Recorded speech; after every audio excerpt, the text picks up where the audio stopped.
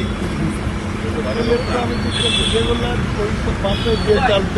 ছোট ভাই বেশি তেল দিয়ে স্যার আমরা থেকে শোনেন কথা একটা তেল বেশি দিই তারপরে এত লাইট ইউজ না এটা এখন আমরা নিজেরা একটু আলাপ করতেছিলাম যে আসলে বাইকটা তো বাড়ে নাই, তাহলে এই সংকট হওয়ার কারণ কি? তো এক ভাই বলতেছিল যে অনেকে বলতেছে যে পাঠাও যারা চালায় আসলে ওনারা ইনকনসিডার হয়ে গেছে, তারা নাকি রিজার্ভ করে রাখতেছে। আসলে সত্য মিথ্যা যায় না, যদি তারা এটা করে। আমার কাছে অনেক ভিডিও আসতেছে যে তেল এখান থেকে নিয়ে যে ওই ট্যাঙ্কিটা খালি করে আবার এখানে হ্যাঁ, কিন্তু এটা তো একদিকে কিন্তু স্যার রিস্ক।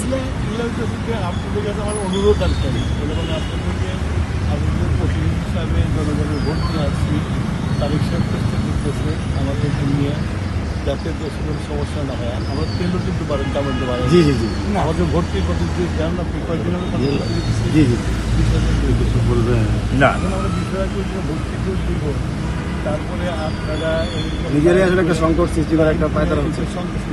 কিন্তু ফোনাতে হচ্ছে কি ব্ল্যাক মার্কেট বেড়ে গেছে। Right sir, right.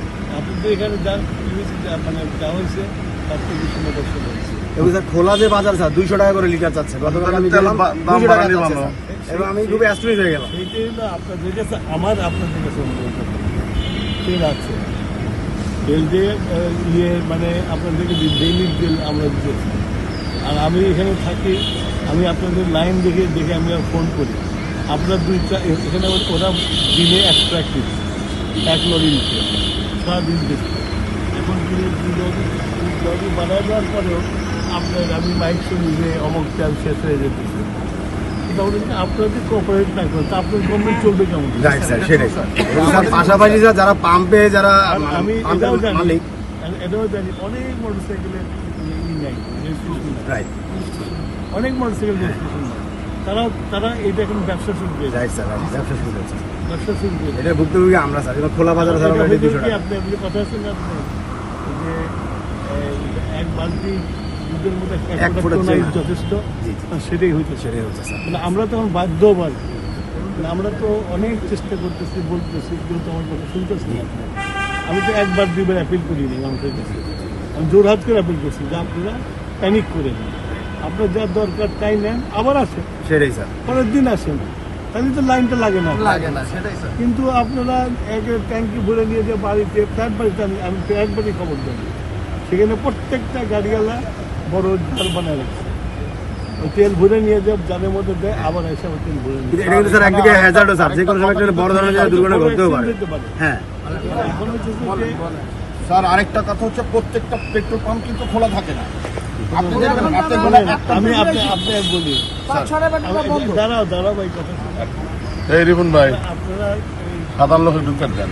মানে যুদ্ধকালীন অবস্থার কিছু সমস্যা হয় সেগুলো কোশ্চেন এই যে আমরা হাওয়া করতেছে, এর মাস থেকে পেট্রোল পাম্প আলাদা তারা বুঝে গেছে যে আমরা তখন সরকারি কোনো ব্লেম দিলে পরে পাবলিক মেনে নিব, ওরা ওখান থেকে রাখতে পারে ঠিক আছে, এটা কথা রাইট স্যার। এটা হচ্ছে যে গ্রামে আরো বেশি পরে ফায়দা হচ্ছে।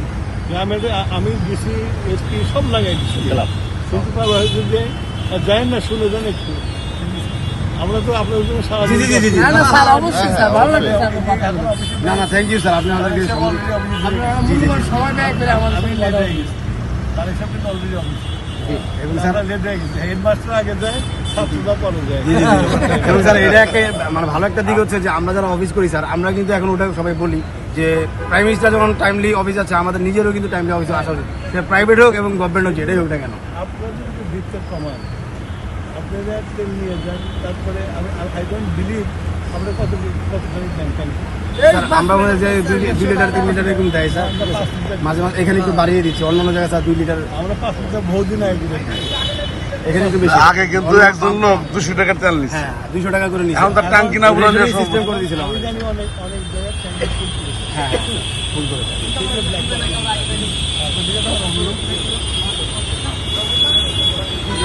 আমাদের দায়িত্ব স্যার। এই যুদ্ধ কতদিন চলবে আপনি জানেন। এটা ইরানিরা আফগানিদের মতো ওরা ছাড়বে না, সুতরাং আপনারা একটু নিজেরা এদেরকে একটু